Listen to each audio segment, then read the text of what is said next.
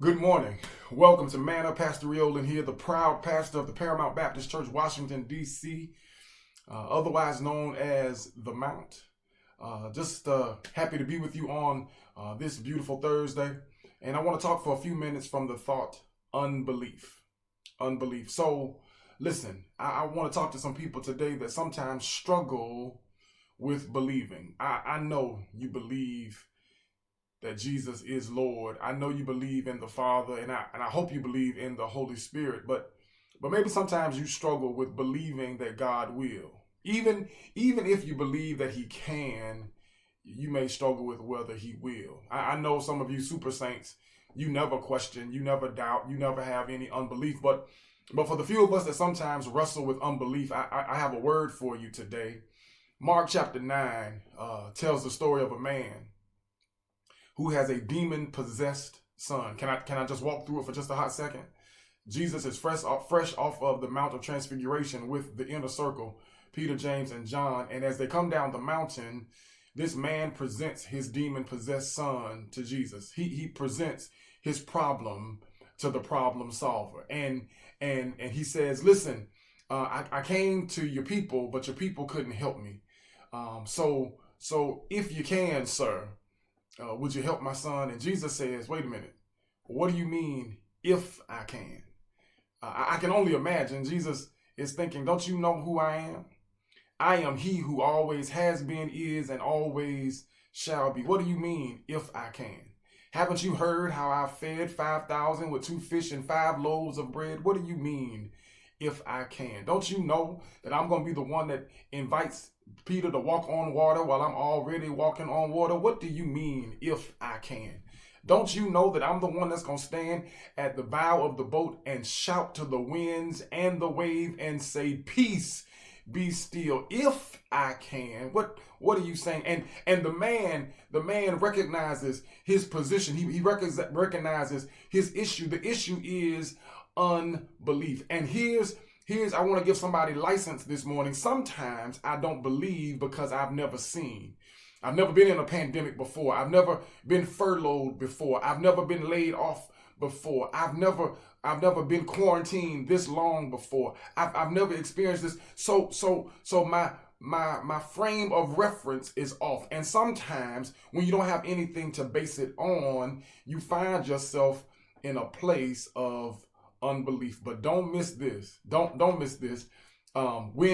When he brings the man, when he brings the boy to Jesus, Jesus heals him. I'm done, y'all.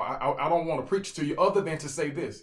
When this father puts his doubt in the right hands, it gets solved. His situation gets turned around because he takes it to the right person. And at least he had enough sense to know where to take it. Here's where my shout comes. The boy gets thrown on the ground by the spirit that's still in him, because sometimes in my unbelief, I still got to go through the process. He goes through the process of being thrown on the ground, and the crowd says, oh my God, he's dead.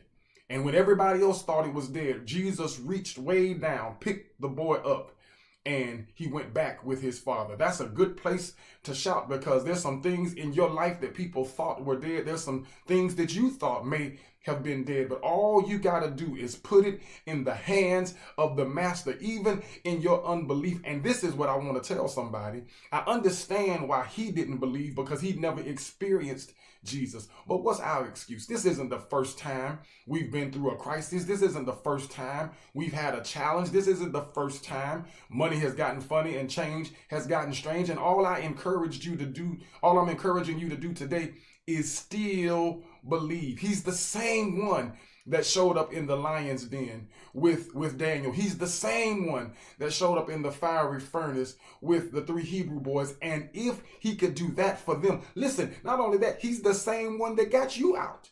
He's the same one that delivered you out of the bad relationship. He's the same one that got you out of the dead-end job. And he's the same one keeping food on the table and a roof over your head and clothes on your back. Hold on to your belief. When the boy leaves with his father, the disciples say, how did you do that?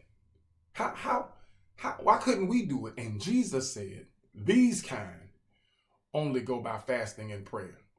Because there's some stuff you can't wish away. There's some stuff you can't talk away. Some stuff you can't worry away. Some stuff you can't pay away. Some stuff only goes by fasting and prayer. Listen, in your unbelief, put it in the hands of the master, and it's going to all be all right. I want to encourage somebody today. Listen, you ought to just be in a place of prayer and believing in this season. Just like the over 100 women this morning that were on the Paramount Baptist Church Women's Ministry prayer call. Once again, they called on heaven, and it woke me up out of my sleep, and I felt better hearing the women call on the name of the Lord. You ought to join them on Thursdays. On Thursdays when they pray and call on the name of the Lord. Do me a favor, tell all of my young adults, tell all of the young adults tonight, we're going to be on a conference call. Reach out to Sister Shayla Ross.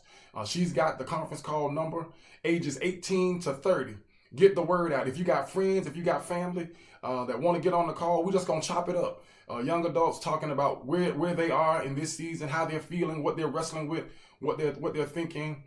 Just them and Pastor chopping it up tonight on our call. So call the office or get in touch with Sister Ross, and you can find out how to get on that call. We love you with the love of Jesus Christ. We wish you nothing but peace and blessings. Don't you forget it. We are one.